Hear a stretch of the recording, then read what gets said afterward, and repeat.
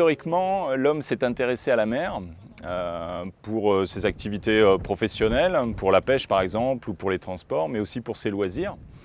Et donc il s'est peu à peu rapproché de la côte et utilise énormément le littoral. Et les conséquences de tout ça, forcément, c'est une forte anthropisation, donc une forte présence de l'homme, mais avec une pression sur le littoral, à la fois une artificialisation du littoral, aussi des pollutions, et puis malgré tout une surpêche. Donc ça, c'est un peu le contexte général des thèmes qui vont être abordés autour de la restauration écologique. Les premières zones qui sont intéressantes au niveau du littoral d'un point de vue écologique, c'est vraiment ce qu'on appelle les petits fonds côtiers, vraiment très très proches de la côte, c'est la limite entre la terre et la mer. Et ces zones, elles sont intéressantes. Pourquoi écologiquement?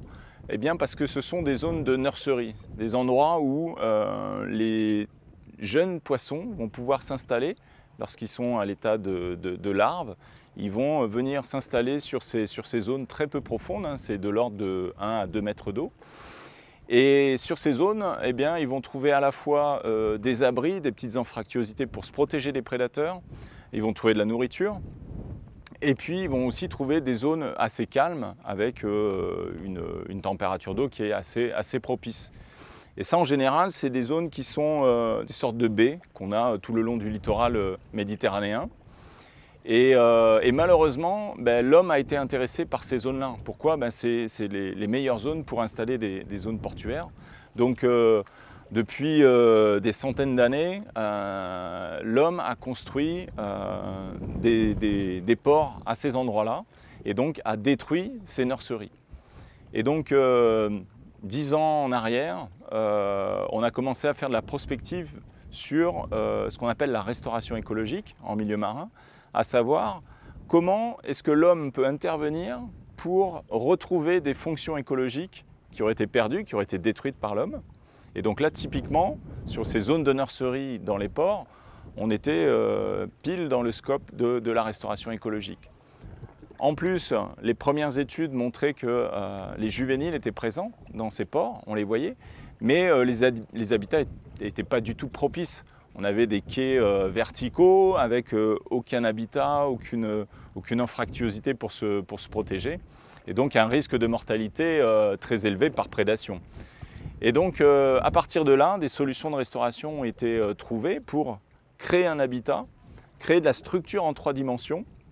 C'est par exemple les structures de type biohut qui ont été installées dans différents ports le long de la Méditerranée, et que nous avons utilisé à l'Université de Perpignan pour étudier le fonctionnement de ces solutions de restauration écologique, à savoir est-ce que les juvéniles, à quelle période ils y arrivent, à quelle taille, et surtout est-ce qu'au fil du temps on va bien les voir grandir et donc avoir un bénéfice à la fois en croissance et puis en nombre d'individus, parce que le but du jeu, c'est qu'on ait le maximum de juvéniles à la sortie qui puissent ensuite quitter la zone, donc quitter ces zones portuaires et alimenter les populations naturelles qui sont à l'extérieur en mer.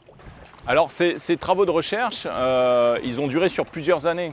Ça a commencé à Marseille, dans le cadre du programme Jirel, où on était sur le port autonome de Marseille. Et puis après, ça s'est développé aussi en Occitanie. Mais on a aussi bénéficié de toutes les données qui avaient été générées par la pose de ces biohôtes le long du littoral. Et en fait, grâce à 2 thèses qui ont été réalisées sur ces travaux, on a pu montrer que, effectivement, sur ces solutions de restauration écologique, et entre autres sur les biohôtes, on avait plus d'espèces, on avait plus d'individus présents à l'installation, c'est-à-dire à l'arrivée des larves, mais surtout à la fin, au bout de 4-5 mois, on avait plus d'individus qui avaient survécu. Donc on validait la fonctionnalité de nurserie qu'on pouvait restaurer dans ces fameux ports. Alors si on s'éloigne un petit peu plus des côtes et qu'on descend en profondeur, on va tomber sur un habitat qui est spécifique de la Méditerranée et qui est surtout protégé, c'est l'herbier de Posidonie. L'herbier de Posidonie, il est protégé d'un point de vue européen parce qu'il a des fonctions qui sont multiples. Ça produit de l'oxygène, ça protège le littoral de la houle, ça séquestre du carbone, donc limitation de l'effet de serre. Et entre autres aussi, ça joue sur les nurseries, c'est-à-dire qu'on trouve énormément de juvéniles présents dans ces feuilles puisque les individus sont cachés. Malheureusement, le fait que l'homme soit énormément présent sur la côte a augmenté l'activité de plaisance. Alors au premier abord, on ne voit pas d'interaction directe avec la plaisance, avec l'herbier de Posidonie. Sauf qu'à un moment donné, le plaisancier va jeter l'ancre et là, on risque d'avoir des impacts, et c'est pas on risque, c'est qu'il y a des impacts qui sont souvent majeurs. Et plus le bateau, plus le navire est important, et plus l'impact de l'ancre est important. Et donc là, on se retrouve avec parfois des saignées à l'intérieur d'un herbier de Posidonie. Et là, on a une fragilisation de l'herbier, puisque c'est comme une ouverture dans l'herbier, et donc là, l'érosion peut se faire plus facilement. Donc on met en péril l'herbier de Posidonie. Et donc là, pas mal de chercheurs de mes collègues ont travaillé sur cette problématique. C'est vraiment compliqué parce que c'est une plante qui a une croissance qui est très lente, et donc on n'a pas vraiment encore trouvé de solution. Et là, en termes d'innovation, dans le cadre d'un projet d'envergure qui se fait à Monaco, il y a eu une problématique de déplacement d'herbier de Posidonie. Sinon, l'herbier était perdu. Et là, la société Andromède Océanologie a mis au point un système qui, en utilisant ce qui se faisait en milieu terrestre, c'est-à-dire des systèmes qui permettent de déraciner des arbres et de les déplacer, et bien là, ils utilisent le même système et ils tentent des déplacements d'herbiers pour ensuite faire du repiquage sur d'autres zones.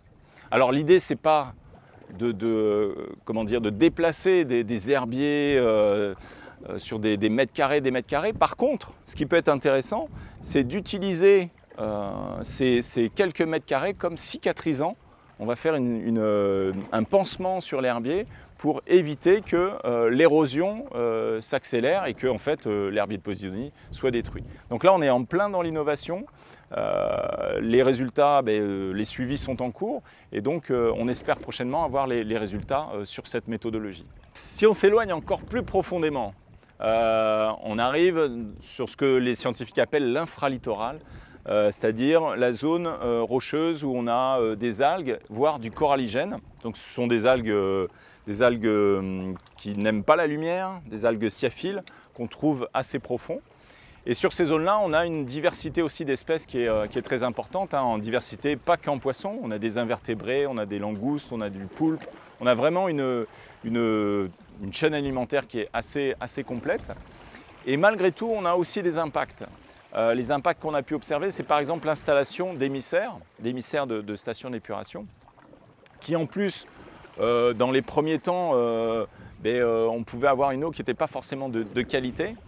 Et donc là, ces dernières années, on a eu une amélioration vraiment très sensible de la qualité de l'eau au droit de ces émissaires.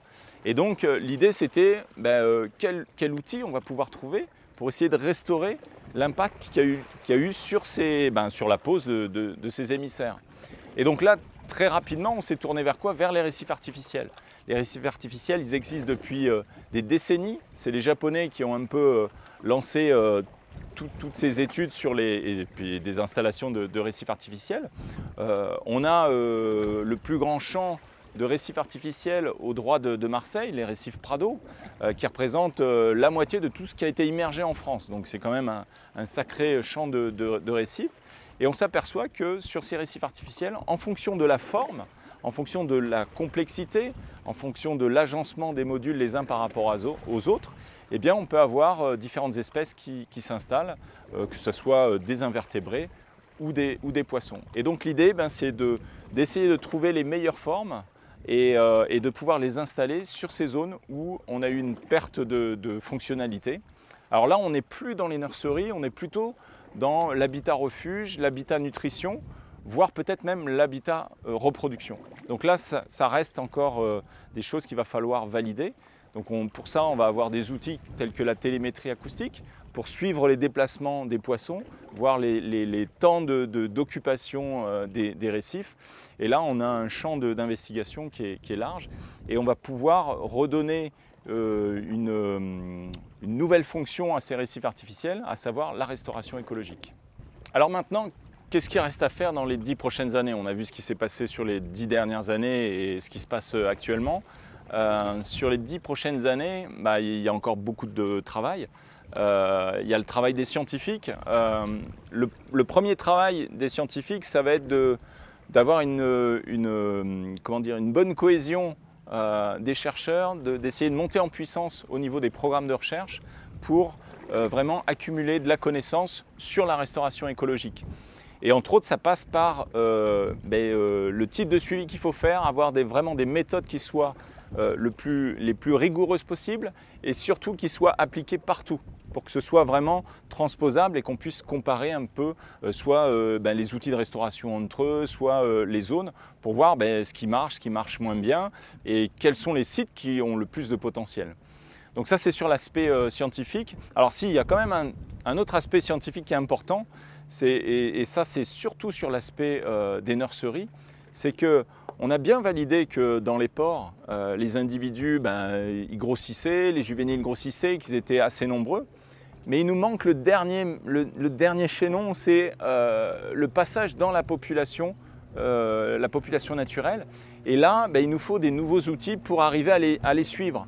Et on pense que la télémétrie est un bon outil parce qu'on arrive à miniaturiser les émetteurs qu'on va pouvoir positionner sur les poissons.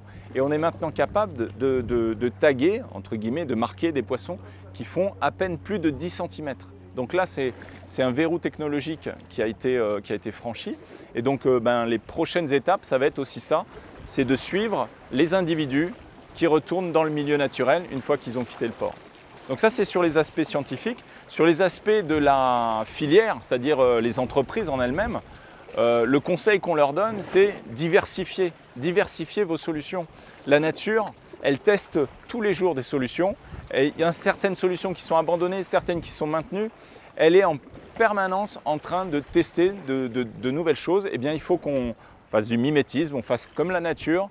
On propose en solution de restauration un panel le plus large possible. En conclusion, la restauration écologique, ça marche bien. On l'a vu au niveau des résultats scientifiques. On le voit aussi au niveau des solutions qui sont proposées par les entreprises. Néanmoins, tout ça, ça a un coût. Alors grâce à l'Agence de l'eau, ces projets ils ont pu être menés à bien. Mais il faut quand même rappeler un des piliers de l'Agence de l'eau, c'est la non-dégradation des écosystèmes. Et il faut vraiment le garder en mémoire pour que les générations futures puissent bénéficier de toute cette richesse.